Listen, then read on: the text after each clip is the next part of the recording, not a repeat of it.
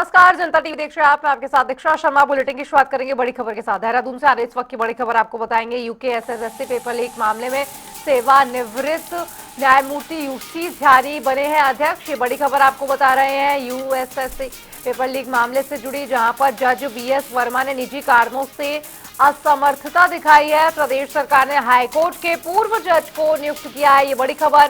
SIT जांच अब न्यायमूर्ति ध्यानी की निगरानी में होगी। बेरोजगार संघ ने अध्यक्ष नियुक्ति पर सवाल उठाए थे और अब जांच में नए अध्याय की शुरुआत की जाएगी। आपको बताएं, यूके एसएसएससी पेपर लीक मामले से जुड़ी इस वक्त की बड़ी खबर आपको बता रहे हैं, जहां पर सेवानिवृत्त न्यायमूर्ति यूसी ध्यानी बने अध्यक्ष। और इतना ही नहीं, जज बीएस वर्मा ने निजी कारणों से असमर्थता दिखाई है। प्रदेश सरकार ने हाईकोर्ट के पूर्व जज को नियुक्त किया है। इसकी जांच के लिए एसआईटी जांच में अब न्यायमूर्ति ध्यानी की निगरानी में जांच होगी। बेरोजगार संघ भी अध्यक्ष नियुक्ति पर सवाल उठा रहा था और अब जांच में नए अध्यक्ष की एंट्री हो चुकी है। आपको बताएं, एक नया अध्याय लिखा जाएगा। यूके एसएसएससी पेपर लीक मामले से जुड़ी इस वक्त की बड़ी खबर आपको बता रहे हैं। और देहरादून से हमारे संवाददाता अरुण सैनी और भी ज्यादा जानकारी के साथ जुड़ गए हैं। अरुण, जिस तरीके से प्रदेश सरकार ने हाईकोर्ट के पूर्व जज को नियुक्त किया है एसआईटी जांच के लिए, इसमें अब तक क्या कुछ अपडेट और क्या बेरोजगार संघ अभी भी इसका सवाल उठा रहा है इसको लेकर? जी देखिए, UK triple SC paper leak मामले में जो एसआईटी गठित की गई थी और एसआईटी को एक जांच सौंपी गई है, जिसमें कि हाई कोर्ट के रिटायर्ड जज की निगरानी में एसआईटी की जांच वो होनी है और 1 माह के अंदर एसआईटी अपनी रिपोर्ट वो सरकार को वो देगी, आयोग को देगी रिपोर्ट, और उसके बाद इस पर आगे क्या कुछ निकल कर आता है वो चीजें होंगी। ऐसे में अब जो रिटायर्ड जस्टिस बीएस वर्मा को पहले इसमें उन्हें ये सौंपा गया था, जिम्मेदारी दी गई थी, उनकी निगरानी में जांच होनी थी, लेकिन अब उन्होंने निजी कारणों की वजह से अपनी असमर्थता इसमें दिखाई। तो ऐसे में उनकी जगह अब सेवानिवृत्त न्यायमूर्ति यूसी ध्यानी को इसमें ये की निगरानी में अभी एसआईटी की जांच होगी और उनकी देखरेख में ही एसआईटी जांच करेगी। हालांकि इसको लेकर के बेरोजगार संघ जो बेरोजगार युवा है या जो अन्य दल है, वो सवाल भी खड़े कर रहे हैं कि अभी तो कुछ ही दिनों में ये जांच, इसमें रिटायर्ड जज वो बदल दिए गए हैं। अब जांच किस तरीके से होगी, कहीं जांच प्रभावित ना हो जाए, इसको लेकर सवाल खड़े कर रहे हैं। हालांकि ये जो सौंपी गई है जिम्मेदारी जस्टिस न्यायमूर्ति यूसी ध्यानी जी को, जो रिटायर्ड जस्टिस हैं, उन्हें सौंपी गई है। तो ऐसे में अब आगे इसमें किस तरीके की जांच होती है और तमाम चीजें देखने वाली होंगी। जी अरुण, लेकिन हमने ये भी देखा है कि यूके एसएसएससी पेपर लीक मामले में लगातार विरोध किया जा रहा है, सीबीआई जांच की मांग की जा रही है। ऐसे में एसआईटी का गठन और एसआईटी की जांच पर क्या सहमति बन पाएगी संघ में? जी बिल्कुल, देखिए, एसआईटी की जांच वो चल रही है, एसआईटी अपनी जांच कर रही है, लेकिन बेरोजगार संघ का कहना है, जो अन्य विपक्षी दल हैं उनका भी कहना है, जो सामाजिक संगठन है उनका यही मांग है कि सीबीआई जांच इसमें होनी चाहिए। और सीबीआई जांच की मांग पर युवा अभी भी अड़े हुए हैं और वो लगातार सीबीआई जांच की मांग कर रहे हैं। तो वहीं अभी हाल ही में सांसद त्रिवेंद्र सिंह रावत का बयान भी आया है, जो बीजेपी सांसद है, उन्होंने भी कहा कि मुख्यमंत्री को आश्वासन युवाओं को देना चाहिए सीबीआई जांच का, और सीबीआई जांच वो कराई जानी चाहिए। तो ऐसे में अब भाजपा के सांसद भी इसका समर्थन करते हुए कहीं ना कहीं दिखाई दे रहे हैं। तो ऐसे में अब आगे इस पर क्या कुछ होता है वो तमाम चीजें देखने वाली होंगी। हालांकि मुख्यमंत्री पुष्कर सिंह धामी ने कहा है कि सीबीआई जांच होगी तो मामला लंबे समय तक अटक जाएगा, तो क्योंकि वो जांच लंबी होती है, कोई परीक्षा नहीं हो पाएगी। तो इस तरीके की बातें भी हो रही हैं। तो ऐसे में अब देखने वाली बात होगी कि आगे इस मामले पर क्या कुछ और चीजें निकल कर आती है। हालांकि बेरोजगार संघ अभी भी अपनी मांगों पर डटा हुआ है, अड़ा हुआ है। ठीक है अरुण, बहुत बहुत शुक्रिया, बने रहिए हमारे साथ लगातार। ये बड़ी खबर आपको बता रहे थे देहरादून से, जहां पर बेरोजगार संघ ने अध्यक्ष नियुक्ति पर सवाल उठाए हैं कि एसआईटी के गठन में अभी कुछ ही दिन हुए थे, एक नए अध्यक्ष की एंट्री हो गई है और यूके एसएसएससी पेपर लीक मामले में लगातार अपडेट आपको बता रहे हैं, जहां पर सेवानिवृत्त न्यायमूर्ति यूसी ध्यानी अब अध्यक्ष बनाए गए हैं और अब इन्हीं की निगरानी में जांच कमेटी वो गठित करेगी टीम। और इतना ही नहीं, जांच जो भी होगी अब उसका पूरा ब्यौरा वो एसआईटी जांच अब न्यायमूर्ति ध्यानी की निगरानी में ही की जाएगी।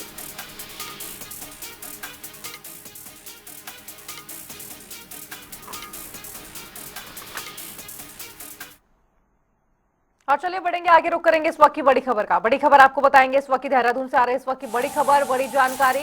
उत्तराखंड के पर्यटन को लगा बड़ा झटका, ये बड़ी खबर आपको बता रहे हैं, जहां पर कुमाऊं गढ़वाल के बीच बंद हो चुकी है हवाई यात्रा। बड़ी खबर, फ्लाई बिग डे बंद की है हवाई यात्रा। देहरादून पंतनगर वाया पिथौरागढ़ हवाई सेवा को अभी बंद कर दिया गया है। फिलहाल सीमांत के लोगों को देहरादून पहुंचने में समय लगेगा। देहरादून से पहुंचने में 15-16 घंटे का समय आप तय करना होगा। उत्तराखंड के पर्यटन को एक बड़ा झटका। आपको बताएं कि कुमाऊं गढ़वाल के बीच हवाई यात्रा को बंद कर दिया गया है। फ्लाई बिग ने अपनी हवाई सेवा बंद कर दी है यहाँ।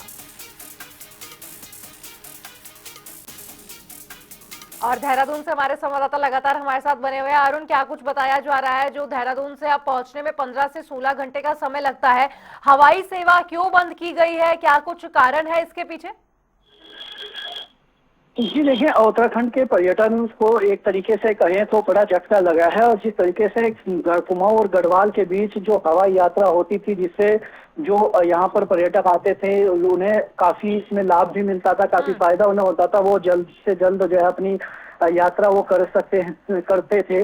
लेकिन ऐसे में अब जो है स्पाइस जेट और इंडिगो के बाद फ्लाई वीग जो है वो बंद कर की गई है। ऐसे में देहरादून पंतनगर और वाया पिथौरागढ़ हवाई सेवा जो है वो बंद हो चुकी है। तो जो है गढ़वाल के बीच जो है एक तरीके से कुमाऊं गढ़वाल के बीच जो आखिरी हवाई सेवा थी, अब वो भी जो है वो टूट गई है। तो ऐसे में जो 15-16 घंटे का समय पहले लगता था और जिसके बाद अब जो हवाई यात्रा शुरू हुई थी उसमें ये समय घट गया था। तो ऐसे में फिर से 15-16 घंटे लगेंगे। इसके पीछे क्या कारण है, किस वजह से जो बंद हुई हो, तमाम चीजें भी निकलकर सामने आएंगी। और ऐसे में अब इस पर सरकार का क्या रुख रहता है, किस तरीके से कि ये बंद क्यों की गई है, क्या कुछ इसके कारण है, तो ये तमाम चीजें भी देखने वाली होंगे। इसके बाद मुख्यमंत्री पुष्कर सिंह धामी का भी इसमें क्या रहता है, सरकार इस पर आगे क्या बातचीत करती है, दोबारा से किस तरीके से हवाई यात्रा शुरू कराई जाती है, तमाम चीजें देखने वाली होंगी और इसके कारणों का भी जल्दी जो है वो पता लगेगा। जी ठीक है अरुण, बहुत बहुत शुक्रिया आपका तमाम जानकारी पर अपडेट साझा करने के लिए। तो ये बड़ी खबर आपको बता रहे हैं, जहां पर देहरादून पंतनगर वाया पिथौरागढ़ हवाई सेवा को बंद कर दिया गया है। स्पाइस जेट ने पहले हवाई सेवा पर रोक लगाई, उसके बाद अब फ्लाई बिग ने भी रोक लगा दी है और लोगों को काफी परेशानियों का सामना करना पड़ सकता है।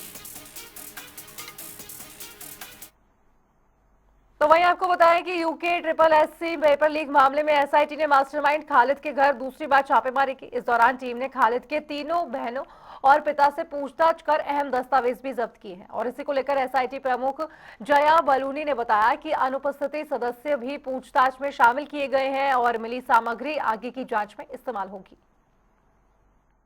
देखिए, जो अभी यहाँ पर जो तलाशी ली गई है वो जो सुबह की कॉन्टिन्यूएशन में थी उसी में थी, क्योंकि इनके जो परिवार के कुछ सदस्य थे वो सुबह मौजूद नहीं थे, जिससे उनके बयान लेने के लिए और उनके अगर कुछ उनके पास और दस्तावेज उपलब्ध हुए और चीज़ें उपलब्ध हुई उसके लिए हम दोबारा से यहाँ पर आए थे अभी। और जो भी इसमें से हमें ज़रूरी चीज़ें लगी वो अभी हमने ली हैं और इन्हें ज़रूरत के अनुसार जैसा भी होगा विवेचना में आगे सम्मिलित किया जाएगा। तो वहीं उत्तराखंड छात्र संघ चुनाव में एबीवीपी ने अपना दबदबा कायम करते हुए प्रदेश के अधिकांश कॉलेजेस में जीत दर्ज की है। बता दें कि 27 कॉलेजेस में अध्यक्ष पद पर एबीवीपी के उम्मीदवार निर्विरोध चुने गए हैं। वहीं डीएवी पीजी कॉलेज देहरादून और एचएनबी गढ़वाल विश्वविद्यालय जैसी प्रमुख संस्थाओं में एबीवीपी की जीत ने संगठन की लोकप्रियता साबित कर दी है। वंदे मातरम साथियों, उत्तराखंड प्रदेश में आज हुए छात्र संघ चुनाव में उत्तराखंड के समस्त छात्र समुदाय ने जो अखिल भारतीय विद्यार्थी परिषद पर विश्वास जताया है, जिसके परिणाम स्वरूप अखिल भारतीय विद्यार्थी परिषद आज पूरे प्रदेश भर में बड़ी संख्या में भारी बहुमत से छात्र संघ चुनाव जीत कर आई है, उसके लिए मैं उत्तराखंड के समस्त छात्र समुदाय का धन्यवाद करना चाहता हूँ। यह जीत उस विश्वास की जीत है जिस विश्वास पर अखिल भारतीय विद्यार्थी परिषद ने जिस विश्वास को, विद्यार्थियों के विश्वास को जीता है, यह उस विश्वास की जीत है। और मैं उन सभी का आभार करता हूं जो आज कैंपसों में आए, जिन्होंने भारी मतदान कर अखिल भारतीय विद्यार्थी परिषद के राष्ट्रवाद के संकल्प को और भी मजबूत किया और उस विश्वास पर खरे उतरने का संकल्प हम लेते हैं जिस विश्वास को अखिल भारतीय विद्यार्थी परिषद पर विद्यार्थियों ने जताया है। तो वहीं उत्तरकाशी के भटवाड़ी विकासखंड का ग्रास बगौरी पर्यटकों के बीच चर्चित हो गया है। बता दें कि देवदार के घने जंगल और भागीरथी की धाराओं के बीच बसा ये गांव प्राकृतिक सौंदर्य और शांति का अद्भुत संगम प्रस्तुत करता है। होम स्टे योजना से प्रेरित स्थानीय निवासियों ने नेरोंग होम स्टे शुरू किया है, जिससे सालाना आय 70 से 80 हजार से बढ़कर 8 से 10 लाख रुपए हो गई है। आज बगोरी में 25 से 30 होम स्टे संचालित है और एक क्षेत्रीय युवाओं को रोजगार भी प्रदान कर रहा है। और मैं इस प्रॉपर्टी का ओनर हूं और आप देख सकते हैं कि पहले जैसा इनकम ऑफ सोर्स जैसा बगोरी विलेज का था, पहले लोगों के जो रुझान है वो खेती में थे, तो उतना हमारा आमदनी नहीं हो पाता था। मतलब एक बगीचे के हिसाब से लगा लो, उसमें बहुत सारे मेहनत भी लगते हैं, उसमें पेड़ों की कटिंग, खाद वगैरह, वो सारी चीज़, जो दवाई कीटनाशक, वो सारे जो छिड़काव हुआ था उसमें भी काफ़ी मेहनत लगते हैं। और मेरे ख्याल से इनकम पूरा सालाना 70,000 के अराउंड, 80,000 के अराउंड ही जाता है। फिर धीरे धीरे 2017 या 17 के अराउंड मेरे ख्याल से हर घर होम स्टे बनाओ की एक योजना आई थी। तो उसके बाद से लोगों ने, सबसे पहला होम स्टे हमारा ही है, तो अंकल जी और मम्मी जी ने मिलकर यहाँ पे अपना होम स्टे बनाया। उसके बाद से हमारा रोज़गार में बहुत सी तेज़ी से मतलब वो चीज़ें आना वो हुआ, और उसके बाद से अब अधिकतर लोग धीरे धीरे करके होम स्टे बनाने के और ही लगे हैं। और चलिए बढ़ेंगे आगे, रुक करेंगे हल्द्वानी से आ रही इस वक्त की बड़ी खबर का। बड़ी खबर आपको बताएंगे जहां पर एमबीपीजी कॉलेज छात्र संघ चुनाव परिणाम घोषित कर दिए गए हैं। ये बड़ी खबर आपको बता रहे हैं जहां पर एबीवीपी के अभिषेक गोस्वामी विजयी रहे हैं। अभिषेक गोस्वामी ने 145 वोटों से जीत दर्ज की है और एनएसयूआई प्रत्याशी कमल बोरा को 1593 वोट मिले हैं। आपको बताएं कि एमबीपीजी कॉलेज छात्र संघ चुनाव के परिणाम घोषित कर दिए गए हैं। बीते दिन वोटिंग हो रही थी, 2 बजे तक की वोटिंग थी, उसके बाद परिणाम आज घोषित कर दिए गए हैं, जहां पर एबीवीपी के अभिषेक गोस्वामी ने 145 वोटों से जीत दर्ज की है, तो वहीं एनएसयूआई प्रत्याशी को कमल बोरा, जिनको 1593 वोट मिले थे, उसके बाद एबीवीपी की लोकप्रियता को देखते हुए एबीवीपी के अभिषेक गोस्वामी विजयी रहे हैं।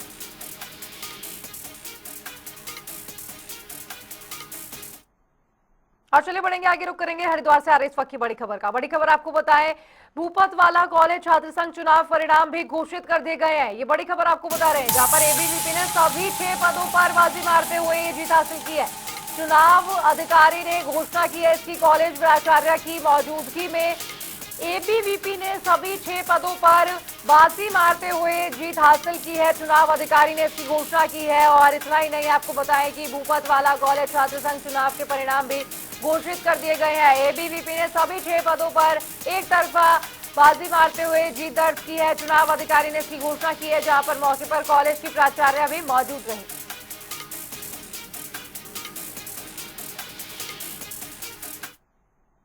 तो वहीं आपको बताएं कि मसूरी एमपीजी कॉलेज में छात्र संघ चुनाव में एनएसयूआई गठबंधन ने शानदार जीत दर्ज की है।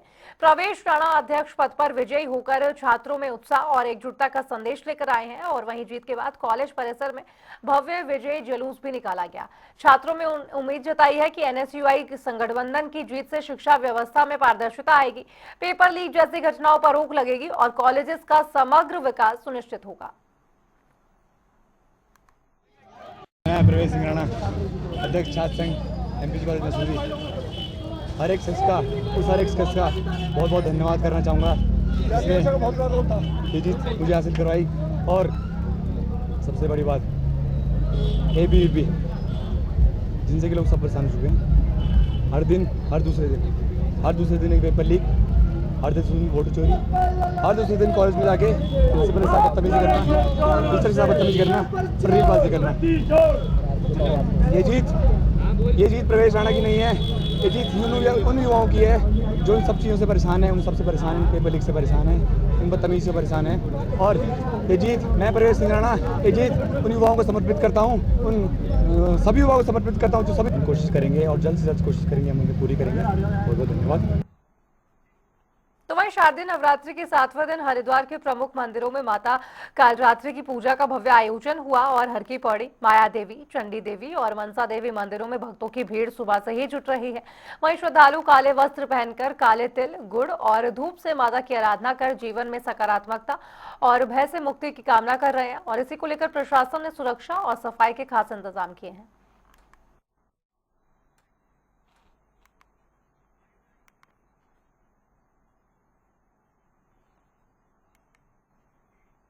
तो वहीं आपको बताया कि रुड़की खंड विकास कार्यालय में क्षेत्र पंचायत सदस्यों की बैठक की गई, जिसमें अधिकांश विभागीय अधिकारी मौजूद रहे, जबकि सदस्यों और ग्राम प्रधानों की संख्या कम रही। वहीं बैठक में पेयजल, टूटी सड़कें, बीमार पशुओं और राशन कार्ड से जुड़ी समस्याओं पर भी चर्चा हुई।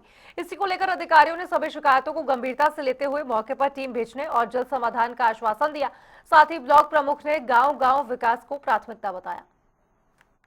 गाजीपुर में जो प्रधान जी द्वारा समस्या के बारे में बताया गया सदन को, उसमें मैं आपके चैनल के माध्यम से ये अवगत कराना चाहूँगा कि उनके द्वारा अवगत कराया कि 50 ऐसे गड्ढे हैं जिनकी मरम्मत नहीं हुई है। 50 लिखित तो पूरी मैं मान के चलता ग्राम पंचायत में 10 साल में भी नहीं आएंगे। जो 4 गड्ढे थे उनकी रिपेयर करा दी गई है। फिर भी मैं उनका आश्वस्त करता हूँ आपके चैनल के माध्यम से, हम आज वहाँ जाएंगे भी। मैंने उनसे समय लिया है कि आज ही चलते हैं। अगर कोई गड्ढा मिलेगा तो निश्चित रूप से उसकी मुझे शिकायतें लोगों की इसलिए आ रही है क्योंकि अभी चूंकि नए काम हुए हैं, हम मेंटेनेंस में उनका कर रहे हैं और मेंटेनेंस पीरियड में अगर कोई हल्की फुल्की कमी आ भी रही है तो तत्काल उसका निराकरण हम करवा रहे हैं। क्योंकि अभी कोई समस्या ऐसी जल जीवन मिशन के अंतर्गत नहीं है। जल जीवन मिशन में जो मानक है सरकार के 123 रुपए वो फिक्स है, उसमें कोई चार्ज ऐसा नहीं है जो हम अपनी तरफ से ऐड करेंगे या फिर जो है उसके कोई बिलिंग ऐसा सिस्टम है जिसमें जो है मीटर के थ्रू बिल आएगा। बिल वो फिक्स है, 124 रुपए 95 पैसे हैं। हम 125 रुपए के हिसाब से उसको कलेक्शन कर रहे हैं। समस्या का निश्चित रूप से समाधान हो जाए उसके लिए हम आश्वस्त हैं। तो वहीं उत्तराखंड के अल्मोड़ा में नवरात्रि के दौरान जब रामलीला के कलाकार सुर छेड़ते हैं तो अलग ही समा बनता है। अल्मोड़ा में रामलीला का इतिहास करीब 200 साल पुराना है। सदियों पुरानी इस परंपरा में कलाकारों की गायन क्षमता और पारंपरिक संगीत शैलियों का मिश्रण रामलीला की इस कुमाऊनी शैली को सबसे आकर्षक बनाता है। देखिए इस खास रिपोर्ट में।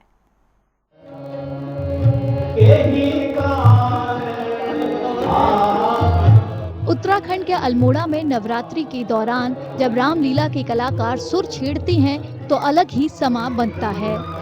अल्मोड़ा में रामलीला का इतिहास करीब 200 साल पुराना है।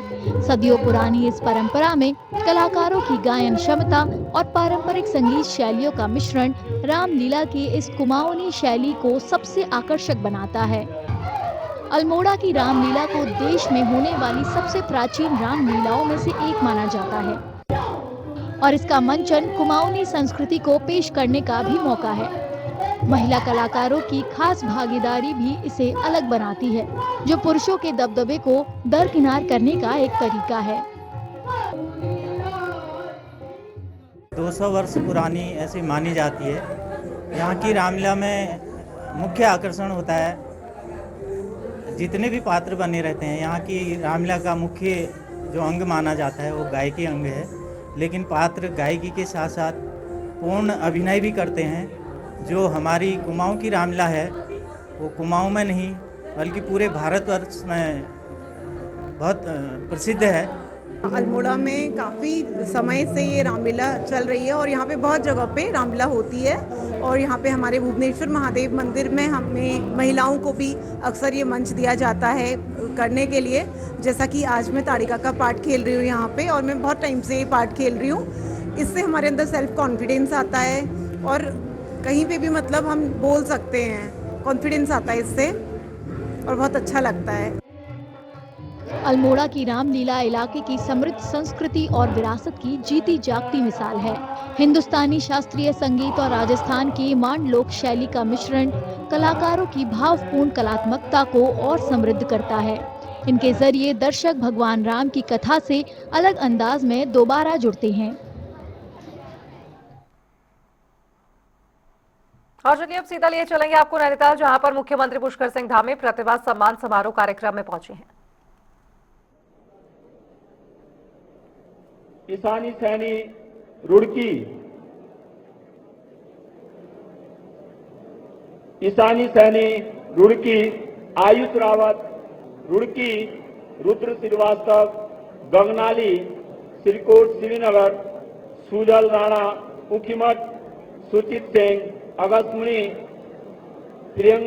प्रियंक रुद्रप्रयाग, गौरव अधिकारी रानीधारा अल्मोड़ा, सक्षम सिंह मूसनी रानीधारा, गीतांजलि बोरा रानीधारा, धीरज सिंह बेस्ट रानीखेत, जिज्ञासा धामी बागेश्वर, कुमकुम बागेश्वर, प्रेम कुमार काशीपुर। ये 18वीं रैंक तक स्थान प्राप्त करने वाले भैया बहन अपने श्रद्धेय अतिथियों के द्वारा हमारे भैया बहनों को ये शुभाशीष और स्मृति चिन्ह, प्रमाण पत्र, पटका और नगद धनराशि ये भेंट की गई है। और अपने अतिथियों का बहुत बहुत धन्यवाद हमारे भैया बहन देश के भावी पीढ़ी को और सम्मानित करते हुए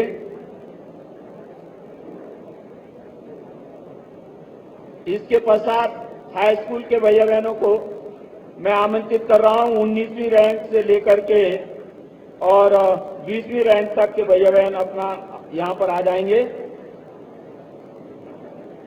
नागेश पनेरू मायापुर, रिद्धि धर्मपुर, अंजलि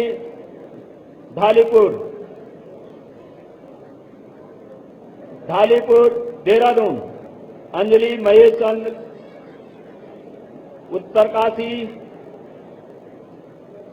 पीयूष नेगी जिनियालीसौड़ उत्तरकाशी, लक्ष्य पांडे रानीधारा अल्मोड़ा, देवेंद्र सिंह बेस बागेश्वर, हर्षिता जोशी बागेश्वर, कविता कोरंगा हिचोड़ी कपकोट, विवेक कुमार जसपुर, गौरव तिवारी आवास विकास ऋषिकेश, लोकेश पंत आवास विकास ऋषिकेश, समीक्षा रावत गणेश दत्त गोस्वामी उत्तरकाशी, देवेश भारती सरस्वती विद्या इंटर कॉलेज चिन्यालीसौड़ उत्तरकाशी, आशुतोष द्विवेदी पिथौरागढ़, बीरेन्द्र सिंह साई पिथौरागढ़, रोहित सिंह झींगा मुंशियारी। और चलिए बुलेटिन में फिलहाल इतना है, लेकिन खबरों का सिलसिला जनता टीवी पे लगातार जारी है। नमस्कार।